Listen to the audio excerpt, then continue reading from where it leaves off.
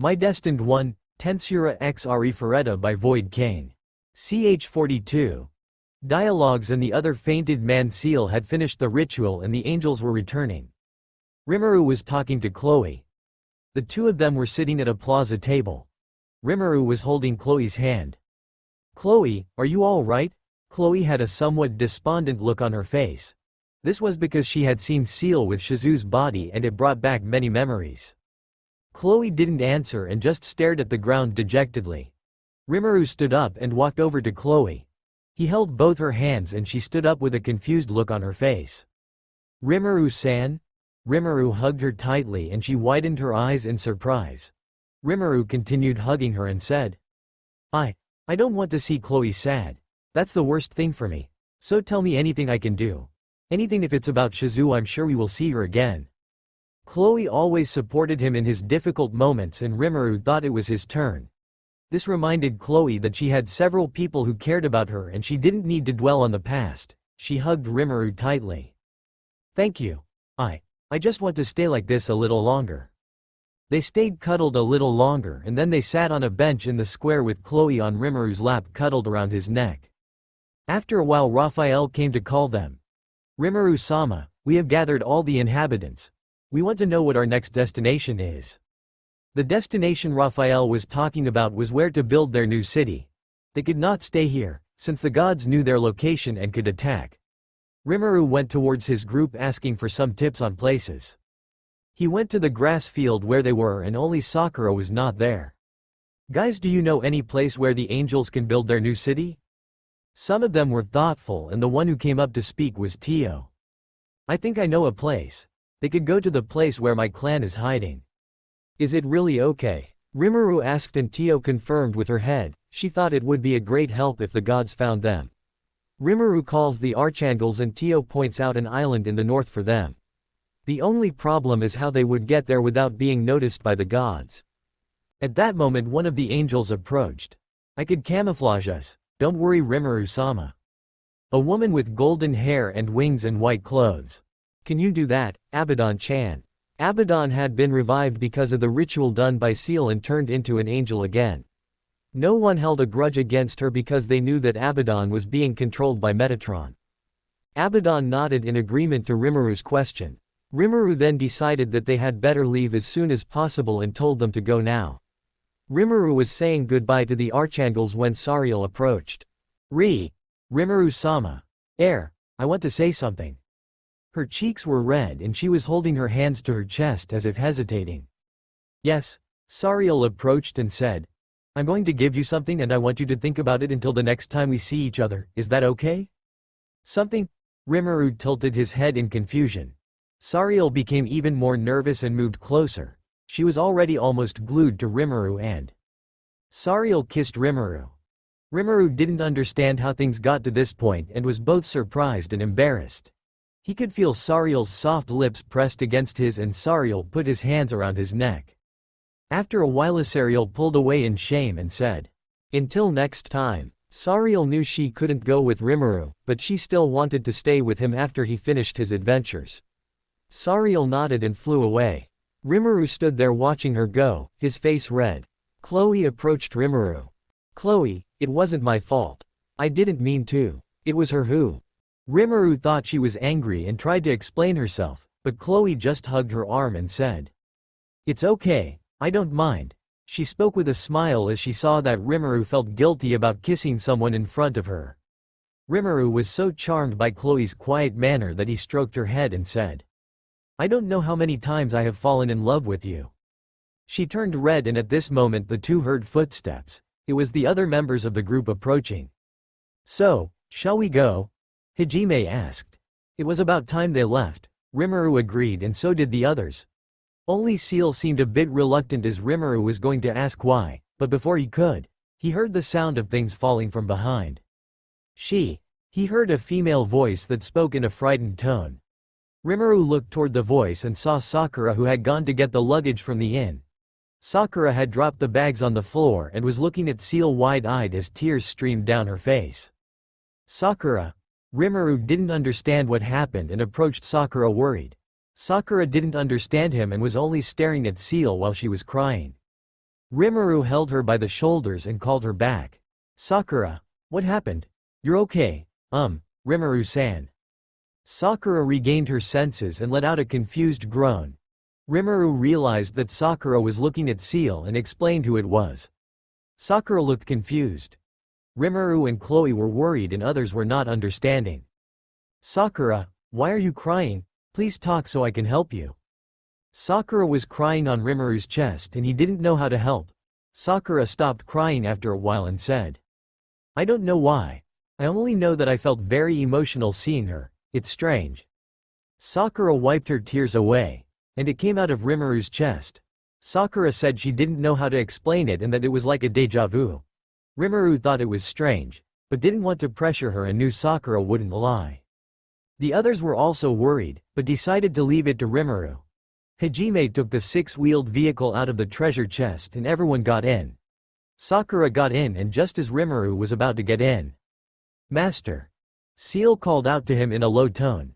Rimuru didn't understand what was happening and asked. Seal-san, are you okay? If you want you can go back to my mind now. Rimuru thought that Seal had not enjoyed being out in the world and asked. Seal looked even sadder at her words. She then approached Rimuru. Master, before I go, I wonder if you could give me a hug? Rimuru didn't understand, but he saw that Seal wanted that very much, so he nodded and approached Seal.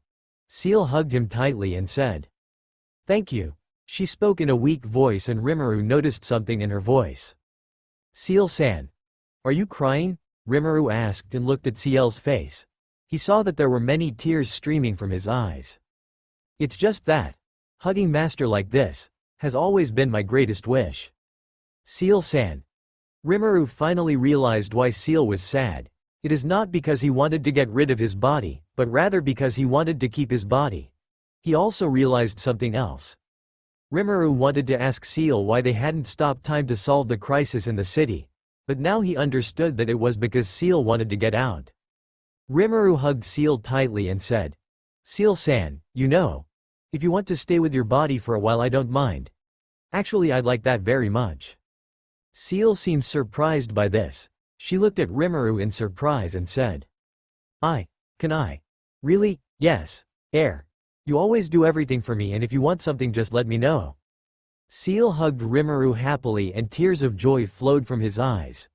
Rimuru was feeling like an idiot for not noticing sooner. Finally someone inside the car realized that they were taking too long and called out to them. Rimuru-san, Seal-san, shall we go? Chloe called out to them. But Seal didn't even listen and continued hugging Rimuru. Rimuru looked gently away from Seal and answered Chloe. Yes. They got into the car and drove off. No one noticed the black-haired girl following them through the shadows. Filled circle in the capital of the Haihiri Kingdom. A few days after Kaori left the capital with Hajime and the others, Aiko and the students returned. Shizuku was heading towards Aiko's room to talk to her about Hajime and Rimuru, as she learned that they met in Lake City. The other reason Shizuku wanted to talk to Aiko was because of the letter that Rimuru left, with some mysterious hints, and she thought Aiko would be the best one to talk to about it. Not least because the letter said to do so. Shizuku was walking down the corridor and greeting several people. She was carrying her new black sword that she had won from Rimuru. Shizuku had trained with this sword and found it absurdly strong, but she didn't know about some of the uses because Rimuru didn't have time to explain everything. So she took it to the greatest blacksmiths in the kingdom and the sword made them go crazy. They questioned Shizuku about the sword as if she was a criminal and only understood when Shizuku said that the sword was made by someone from the same world as her. The blacksmiths explained to Shizuku that this sword was more powerful than Kuki's sword and had an unknown method of connecting with Shizuku.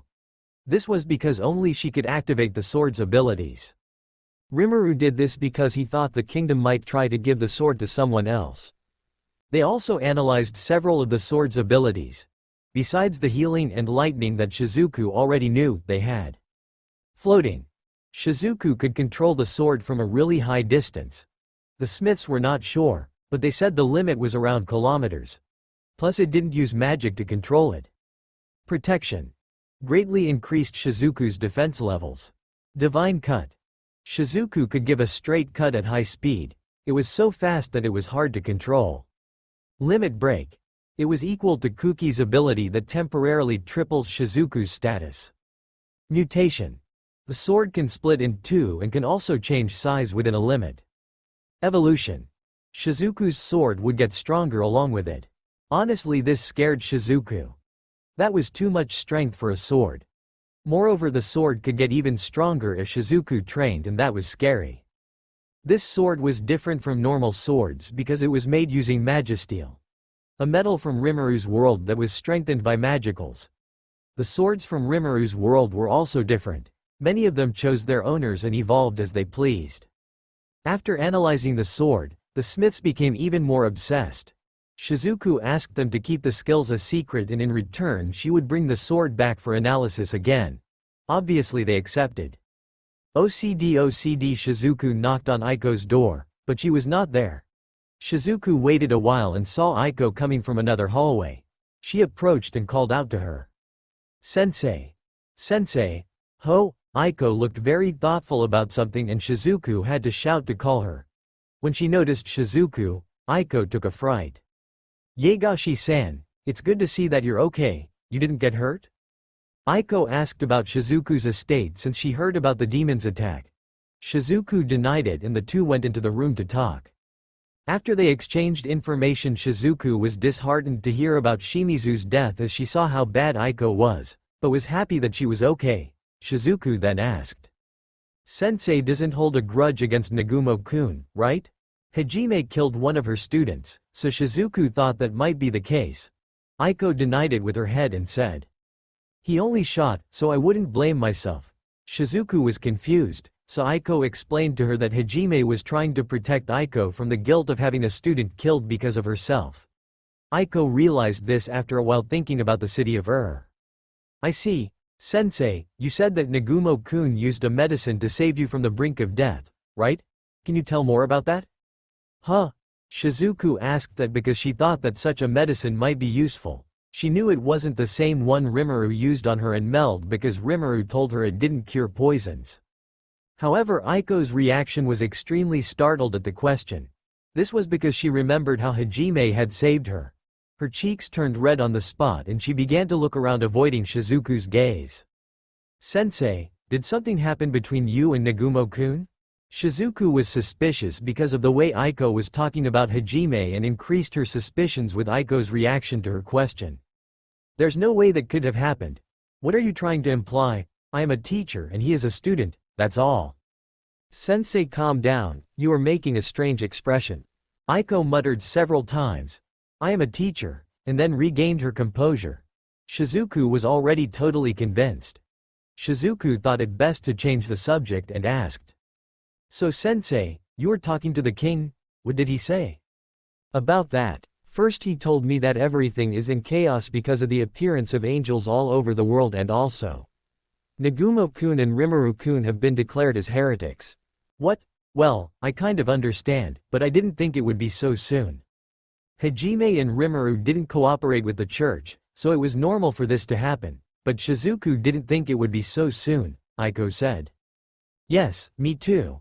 I asked the king to reconcile, but he wouldn't listen. The two stood thoughtfully and then Shizuku seemed to have remembered something and spoke. Sensei, Rimuru-kun said that you would have something to tell us. May I know what it is? Aiko figured this was about the liberators and said. Yes, I have something to tell. It is about the travel purpose of Nagumo-kun and others. I want to tell it to everyone at the same time. Tomorrow after lunch I will tell them, okay? Shizuku agreed and went back to training. However, something strange happened the next day. Aiko disappeared. Filled circle. The six-wheeled vehicle arrived in the desert.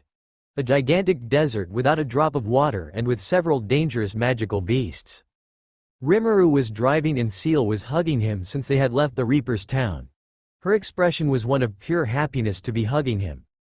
Rimuru thought it was very cute too, not least because Shizu's face was very pretty and he even stroked her head once in a while.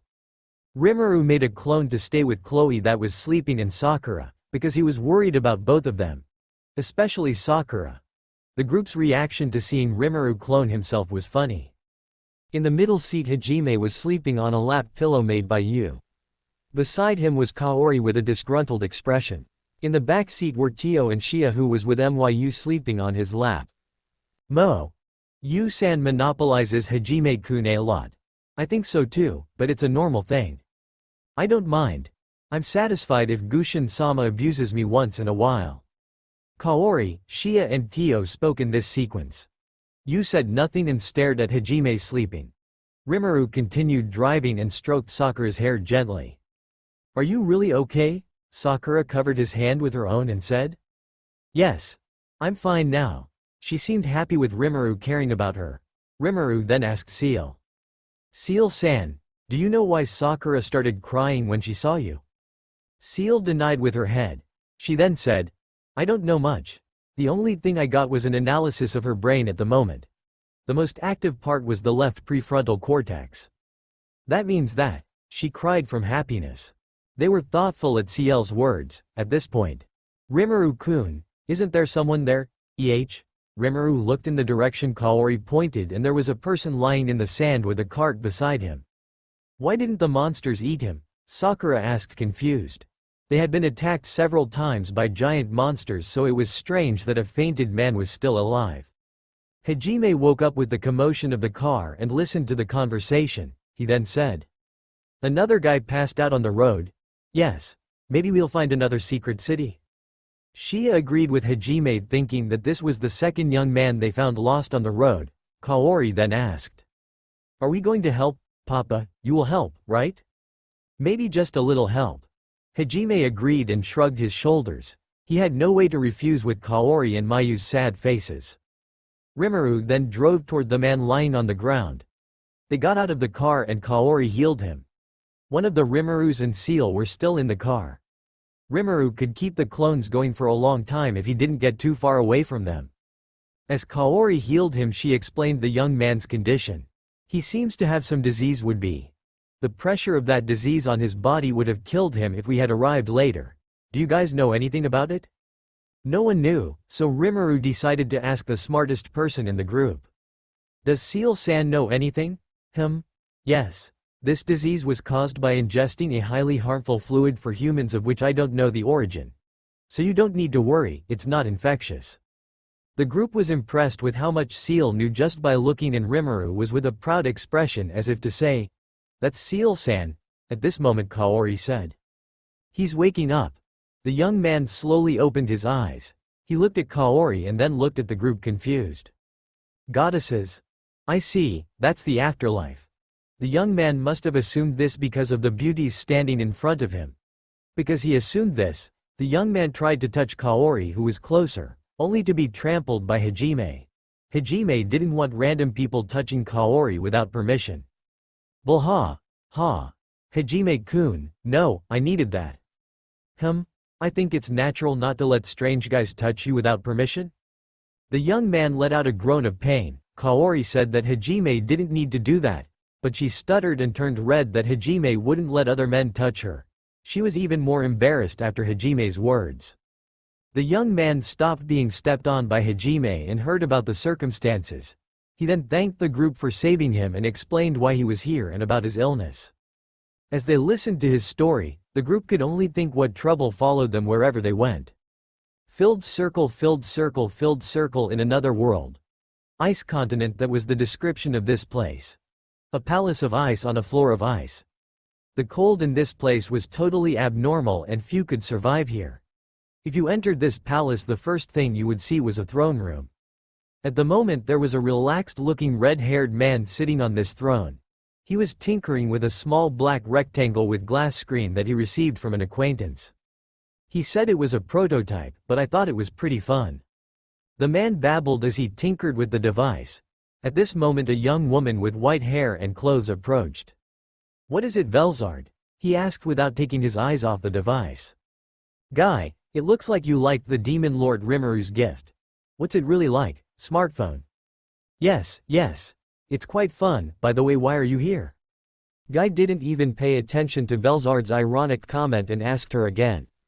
Velzard showed a serious expression and said, your maids said they have an important notice for you, but they don't want to interrupt your fun. That's why I'm here. Rain and Mizari have a warning for me. Guy was confused as they were in a time of peace and didn't have many things that needed his help. Velzard gave a wry smile and said. The warning was, the 6 kings have awakened. Guy was surprised to hear, but he wasn't scared. With his current strength he could easily fight them. In addition, Guy had Velzard by his side, who was one of the true dragons and in addition was a spirit, which gave him a great advantage over the 6 kings who were demons. Guy gave an excited smile and said, looks like things are going to get hectic. Could you explain to me the meaning of that phrase? Velzard had been born after the kings were sealed and didn't know about it. Guy figured there was no reason to hide it any longer, since the prison had already been opened, and he told Velzard about the sinful kings and the 7 archangels. I see, and to think there were such important things I didn't know about. You're not afraid, are you? Peeved, obviously not. Do Mizari and Rain know their whereabouts? As long as Rimuru is not here, it is my duty to protect the humans. I am still the mediator after all. Guy bugged at Velzard's question and answered with another question. Guy didn't want the kings to go around destroying the world, but he wasn't afraid of that because if that happened Rimuru's subordinates would act. Velzard then said. Ask them that. Velzard said and opened a portal for the 2 maids. Mizari and Rain greeted Guy and said what they knew about the whereabouts of the kings. We know they are not in hell, but we also know that they have not come out through the gate.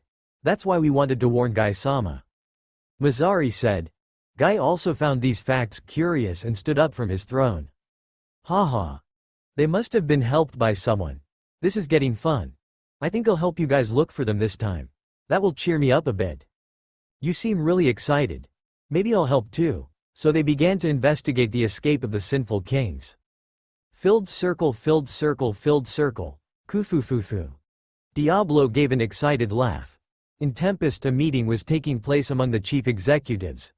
This was a routine meeting that was held to discuss the state of the city. In addition, they wanted to discuss the disappearance of Rimuru, Chloe and Hinata. Here were Benimaru, Shion, Shuna, Soy, Diablo, Testarossa, Ultima, Carrera, Ranga, Geld, Adelman, Zijin and Kumara. Besides the executives, they had other important people like Ramirez, Veldora, Murmiles, Gavta and a few others. Only Testarossa, Ultima and Carrera understood the reason for Diablo's laughter. The others were confused and Benimaru asked. Hey, Diablo. What happened? Kufufu, Sir Benimaru. I just got news that old enemies are back.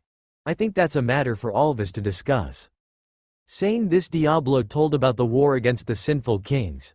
Testarossa, Ultima and Carrera helped to tell the story by adding details from time to time. After they finished telling, everyone was silent with the various prehistoric information they discovered. Only one person could be heard. Kuahaha, I would like to fight with them. Wow, Shisho would definitely kick their ass. The excited voice of Veldora and Ramirez was heard. The others said nothing about these comments as they were already used to this behavior. Shuna then said. Testarossa-san, you said that these kings were released. Shuna decided to ask Testarossa as she was the one who would give the most direct answer. Testarossa then spoke. Yes, Lady Shuna, we were told by Mizari and Rain. They said that they do not know the current whereabouts of the kings. However, you do not need to worry about them. Why don't we need to worry? Geld did not understand Testarossa's words as the kings seemed quite strong. It was Carrera who answered in his place. You don't need to worry as any of the 12 patrons can beat the kings. Those guys are too weak. Everyone was calmer as they heard Carrera's words. At this moment Shion stood up. Very well, if any of those kings try to cause trouble we will take them on. I know Rimuru-sama would want that. Yes, everyone agreed at the same time.